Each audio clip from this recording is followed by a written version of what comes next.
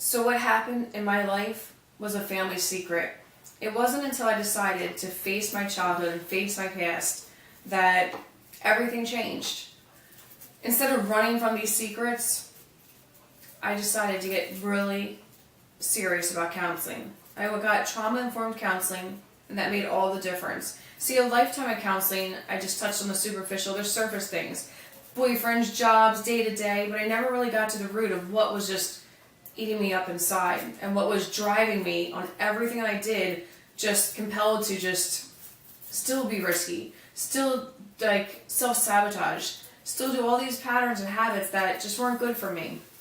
Sadly, it wasn't until my mom passed away that I decided to actually come forward with my story and to really face what happened to me. See, I never told her because every time I looked at her, I knew how much she loved me, how much she felt about me, how she talked about all my life, how valuable we were, how we had a plan and a purpose for our lives, and just my sister and I were going to do great things and just, go to school and readers are leaders and do well.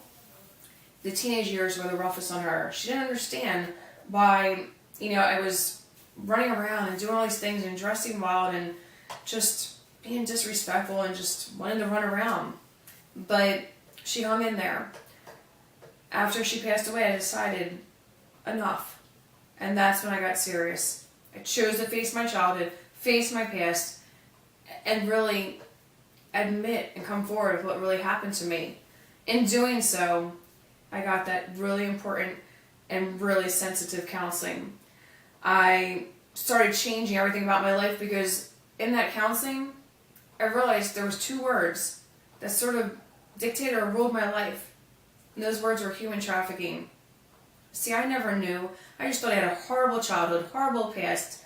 I kept it from boyfriends. I kept it, I never told my mom. My sister never told my mom. Even the other kids in my neighborhood who went to that guy's house, none of us told. To this day, none of us have told, except for I finally came forward.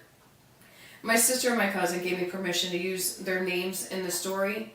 The other kids, out of respect, have even reached out and just said, just let the past be the past. One of the girls even said my husband doesn't even know. My sister's husband didn't even know until I finally came forward. But I did. And that's when everything changed. I now get to go around the country and teach people about what the signs are for human trafficking. I get to tell people how to identify and what to do to respond, how to intervene with that child, how to ask specific and certain questions that would help a child to feel comfortable enough or trust enough to open up. Because I thought about everything that I had went through and what could have been different for me.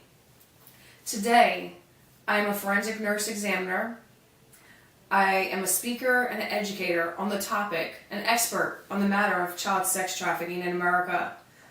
Today I use my story, my experience, and my education to make a difference with medical professionals, social workers, with people who work with children, law enforcement, FBI, and even with our government, to teach people how to identify, how to respond, and really what does it look like when a child cries in silence. Today, I'm the voice of those children.